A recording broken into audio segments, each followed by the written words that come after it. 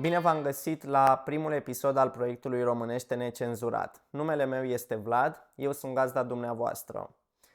Încercând zilele trecute să răspund la întrebările ce pasiuni am și respectiv cum aș putea să le dezvolt, am întocmit un clasament și în topul acestui clasament se găsea și limba română.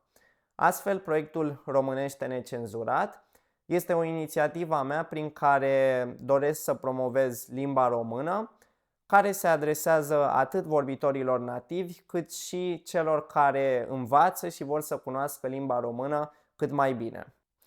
Și nu am cum să vorbesc despre limba română fără să menționez și poporul român. Cum afirma poetul nostru național Mihai Eminescu despre țelul nostru ca popor, să fim un strat de cultură la gurile Dunării.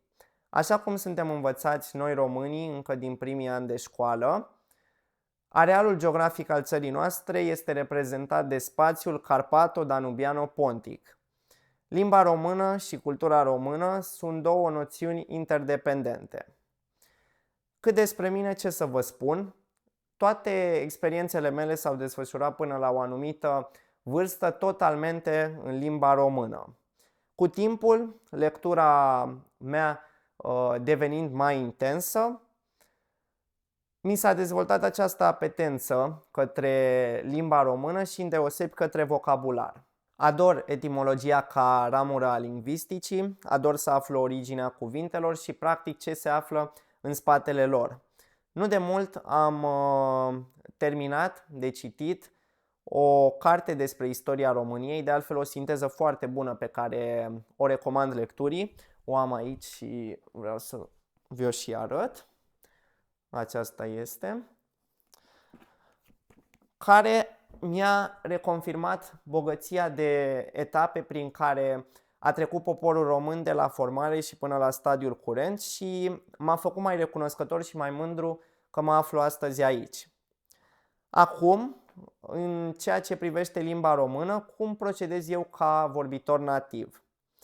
Modalitatea prin care aflu cât mai multe cuvinte este fără îndoială cititul și la fiecare sesiune de citit folosesc Dex Online, un instrument pe care îl recomand atât vorbitorilor nativi cât și celor care învață română pentru a afla ce înseamnă anumite cuvinte și originea lor. Consider că și vorbitorii nativi trebuie să se îngrijească de dezvoltarea propriului vocabular, deoarece limba nu este o chestiune statică, ci dimpotrivă este în continuă schimbare. Mai ales în ziua de astăzi, în contextul globalizării, lexicul este foarte dinamic. Deși sunt folositoare, cuvintele împrumutate în ultimii ani, mai ales din engleză, aceste xenisme până la urmă, nu mi se pare că au o valoare estetică prea mare, cel puțin în comparație cu termenii proveniți din alte epoci, franțuzismele sau turcismele, ca de exemplu termenul de ecpaia, care reprezenta suita domnitorului Fanariot. Dacă vă plac turcismele și grecismele, Ciocoii vechi și noi de Nicolae Filimon este o capodoperă. Cu această ocazie vreau să vă arăt ultimul cuvânt căutat de mine în timpul lecturii și anume este vorba despre termenul de chietism, care înseamnă prin extensiune orice doctrină care recomandă dobândirea liniștii sufletești prin adoptarea unei atitudini pasive și contemplative față de lume.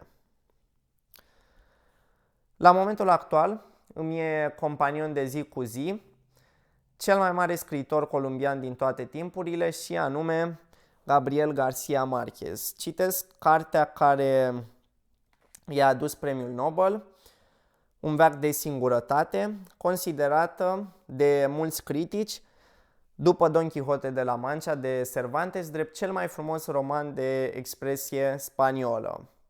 Și, într-adevăr, remarc un umor savuros. Rareori o carte mă face să râd, dar atât Don Quixote cât și un veac de singurătate au reușit. Și în acest sens aș vrea chiar să vă împărtășesc un citat din Un veac de singurătate.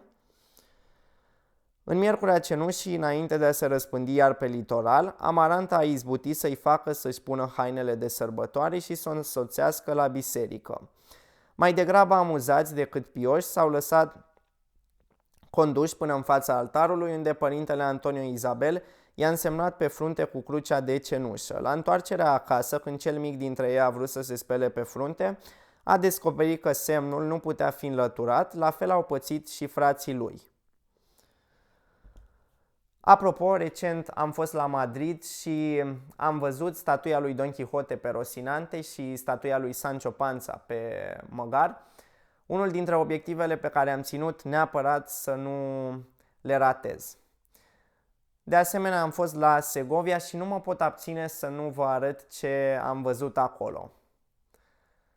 Un porc care te roagă, politicos, să nu-l atingi. În fine, lectura merge strună, la un veac de singurătate, explozia de creativitate specifică realismului magic te surprinde la tot pasul. Pe zi ce trece, de când mintea mea a rodit ideea de a dezvolta proiectul Românește Necenzurat, am devenit din ce în ce mai conștient, mai atent când folosesc limba română. Și acest lucru are și o altă cauză. În încercarea de a-mi dezvolta cunoștințele în limba engleză și în rusă, sunt din ce în ce mai atent cum vorbesc eu limba română. Și am observat anumite expresii, anumite sintagme recurente, pattern-uri, de tipul, la întrebarea ce faci, răspunsul meu poate fi uneori pe aici. Ceea ce nu exprimă neapărat o idee, ci mai mult un soi de familiaritate. Ne îndepărtăm puțin de mersul neîntrerupt al lumii, ne oprim, ne uităm prima oară în zare și după ne ațintim privirea asupra obiectelor din jurul nostru. E foarte greu să stai locului și să devii spectator. Uneori mă gândesc cât de mare e universul ăsta și e foarte ciudat să stai să te gândești că noi ne aflăm pe pământ și suntem relativ bine mersi, iar în jurul nostru se desfășoară continuu niște forțe incredibile. Din păcate, nu prea des îmi aduc aminte cât de fascinante sunt lucrurile astea.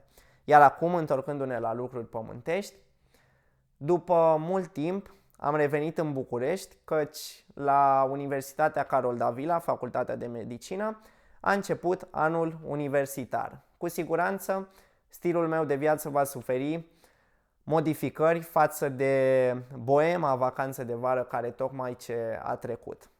Bun, deja mă urmăriți de câteva minute. Ce să mai? Hai să ne înarmăm și să pornim în Odiseea. Nu am certitudinea că în Odiseea noastră vom poposi pe insula lui Circe și după vom ajunge în Itaca. Dar am un mesaj pentru voi.